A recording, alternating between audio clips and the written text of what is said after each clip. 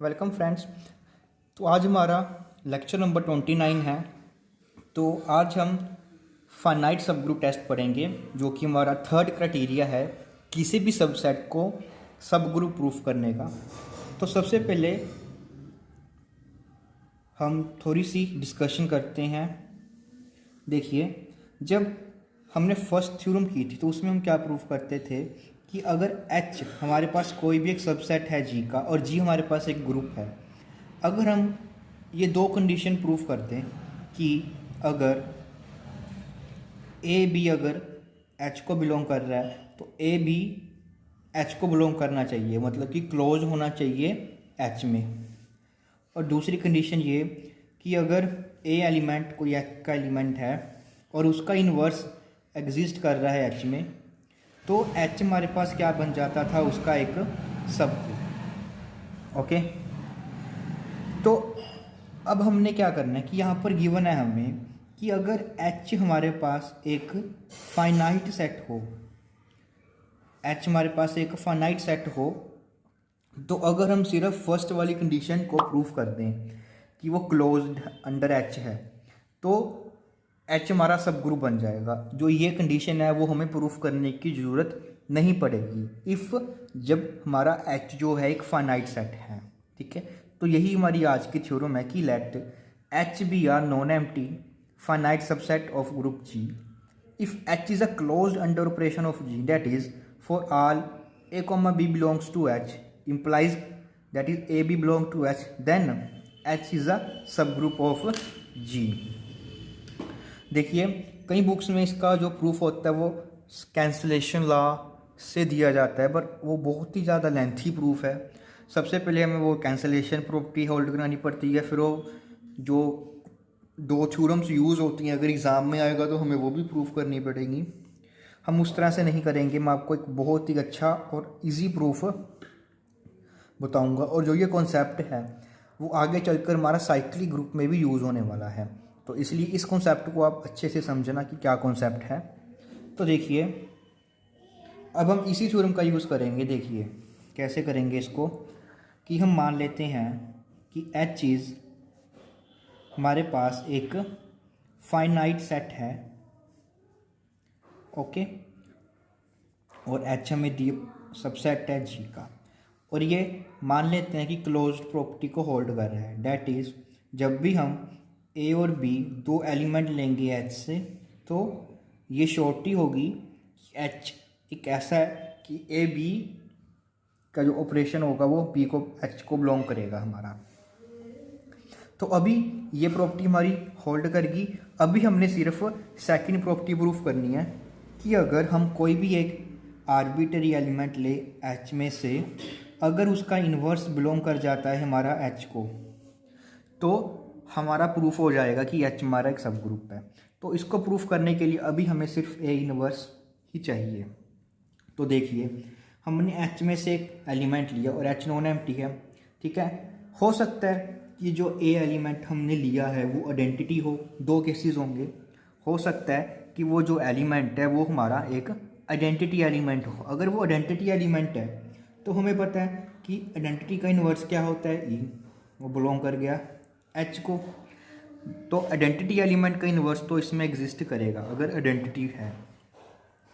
उसके बाद second case हमारे पास आता है इफ़ अगर हम नॉट इक्वल टू आइडेंटिटी लेते हैं, तो अब हमें इसका जो है इन्वर्स फाइंड आउट करना है कि वो H में बिलोंग करेगा। तो हम मान लेते हैं कि जो A एलिमेंट है वो नॉट इक्वल टू आइडेंटिटी है। ओके, अब मेन बात हमारे पास ये है। अब देखिए, मैंने A एलिमेंट लिया H से, तो A इंटू A ये प्रॉपर्टी होल्ड करेगा कि ये भी H को बिलोंग करेगा। This implies A square belong करेगा हमारा H को। ये बात क्लियर है। उसके बाद फिर से A स्क्वायर H को बिलोंग कर रहा है, मैं फिर इससे A से ऑपरेट करूँगा तो ये भी H में बिलोंग करेगा। तो इससे क्या इम्प्लाइज होगा कि A क्यूब भी हमारा H को बिलोंग कर रहा है। तो इसी तरह से जो हमारे पास A एलिमेंट है, A square, A cube, A4, A5, ये जितने भी हमारे पास एलिमेंट्स होंगे ये सभी के सभी हमारे पास एच को बिलोंग करेंगे। ठीक है, अब हमने क्या करना है, लेट एस, हमने एक सेट लेना है एस, उसमें हमने क्या लिया कि ए के जितने भी पावर्स हैं वो सभी की कलेक्शन कर लेंगे। डैट इज़ एस हमने किया। इसमें एलिमेंट कौन कौन से हैं, ए स्क्वायर, ए क्यूब, A4, मतलब कि जितनी भी आल पॉसिबल पावर्स लेनी है हमने इसमें, कि कोई भी पावर हमारी छूटनी नहीं चाहिए। That is collection of all possible power of A. अब देखिए, जो ये क्लोजर प्रॉपर्टी की वजह से ए एलिमेंट एच को बिलोंग कर रहा है, ए स्क्वायर भी, ए क्यूब भी, ए रेज़ टू पावर 4 भी और 5 भी। तो इसका मतलब जो ये एस है ये हमारा सबसेट बनेगा एच का। ये बात क्लियर है, क्योंकि ये सभी के सभी एलिमेंट एच को बिलोंग कर रहे हैं। हम ये अभी हमने प्रूफ किया है। बट यहाँ पर देखिए, जो एस है हमारे पास वो क्या है, एक इन्फानाइट सेट होगा। देखने से हमें क्या लग रहा है कि ये इन्फानाइट सेट है, ये इन्फानाइटली मैनी एलिमेंट्स होंगे, सभी के सभी पावर्स हम लेंगे। बट एच हमें क्या दिया हुआ है, ये एक फाइनाइट सेट दिया हुआ है। तो ये कैसे पॉसिबल है कि एक तरफ हम कह रहे हैं कि इन्फानाइट सेट है, वो सबसेट एच का वो फाइनाइट है। तो इसका क्या मतलब हुआ, ठीक है, ये स्टेप समझने वाला है। तो जो मैं ये सेट ले रहा हूँ ए स्क्वायर, ठीक है, तो इससे इम्प्लाइज ये तो होगा कि देखिए इन्फानाइट तो ये हो नहीं सकता, ठीक है, इन्फानाइट तो ये हो नहीं सकता। तो इससे इम्प्लाइज होगा कि जो एस सेट है वो मेरा एक फाइनाइट सेट है। यहाँ से क्लियर है, क्योंकि एस सब सेट है एच का, एच क्या है हमारे पास, एक फाइनाइट सेट है, तो एस को फाइनाइट ही होना पड़ेगा। तो इसका मतलब ये देखिए, इस तरह से हम करते जा रहे हैं।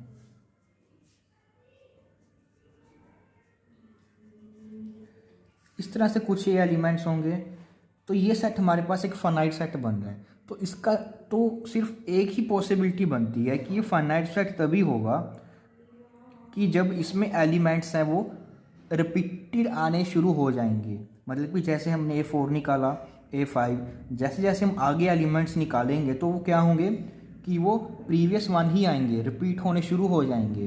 ठीक है, अगर वो रिपीट होने शुरू होंगे, ये स्टेप समझने वाले, क्योंकि ये फाइनाइट है ना।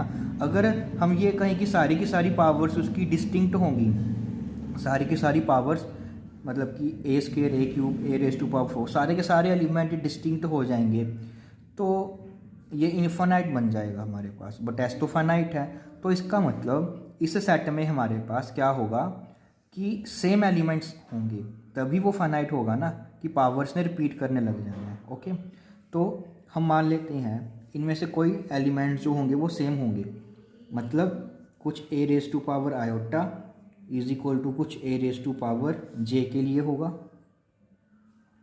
ये बात क्लियर है, ठीक है। अब जो बड़े वाला पावर होगी मैं उसे नाम देता हूँ आयोटा। तो ऐसे हम लिख सकते हैं कि जो आयोटा होगा हमारा, जो बड़े वाली पावर होगी उसे हम आयोटा दे देंगे उसको नाम। तो A raise to power iota हमारा किसके इक्वल हो जाएगा, ए रेज़ टू पावर जे के।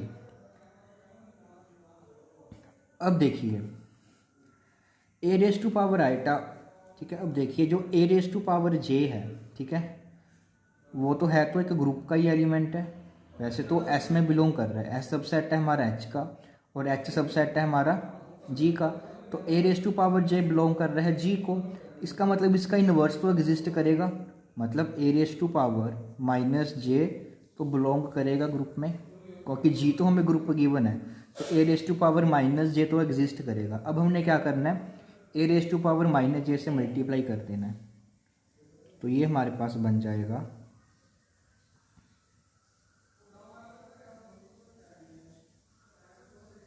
ये बनेगा, और ये बन गया हमारे पास E raise to power iota minus J is equal to identity.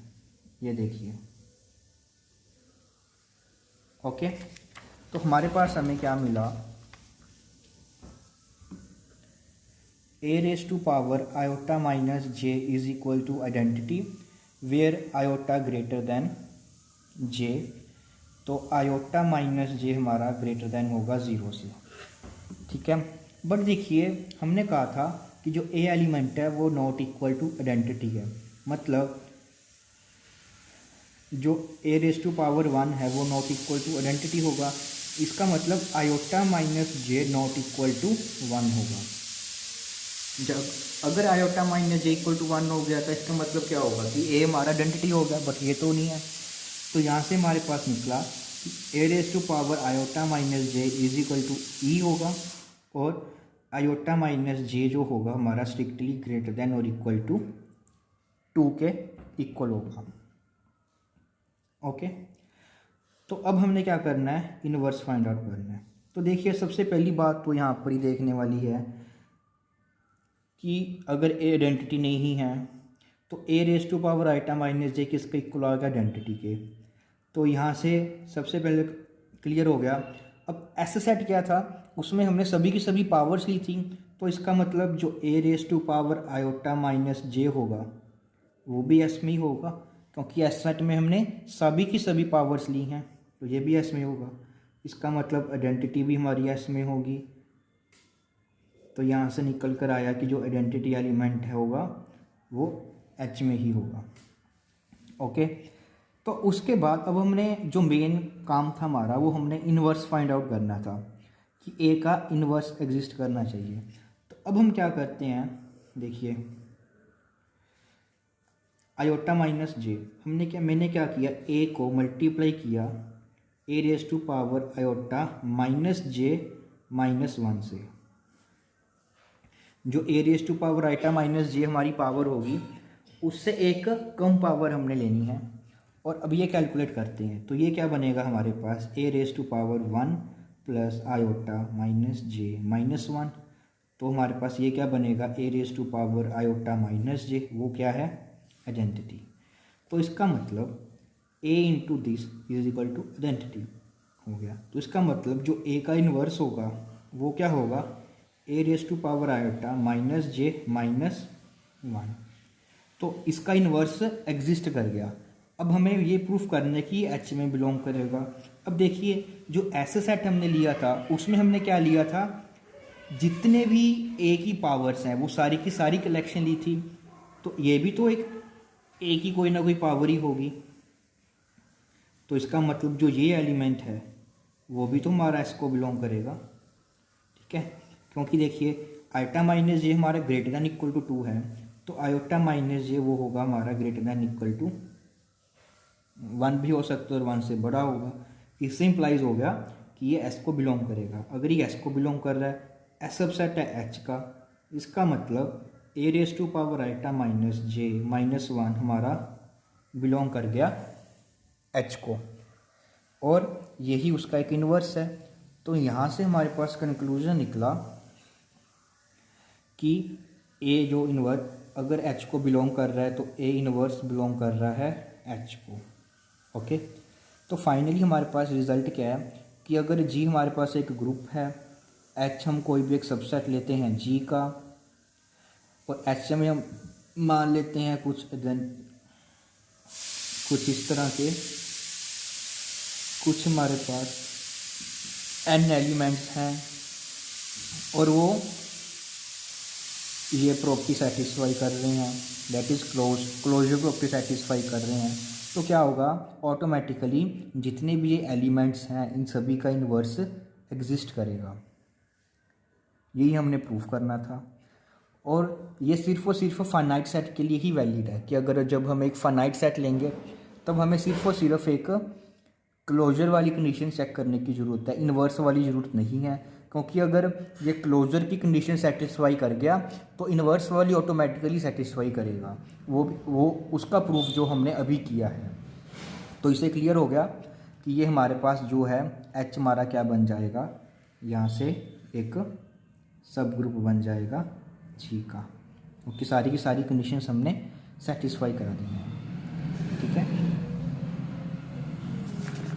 ठीक है, ये दो कंडीशन ही सेटिस्फाई करानी थी हमने। एक तो क्लोजर ये तो हमें गिवन ही थी, इन्वर्स हमने बिलोंग करा दिया, तो हमारे पास एच क्या प्रूफ हो गया कि सब ग्रुप है जी का। अगर आपको कोई भी डाउट हो तो हमें बताएं, कमेंट बॉक्स में लिखें, जल्द से जल्द उसका सलूशन प्रोवाइड करेंगे आपको। और हमारे चैनल को सब्सक्राइब, वीडियो को लाइक और शेयर करना मत भूलिए। So thank you so much.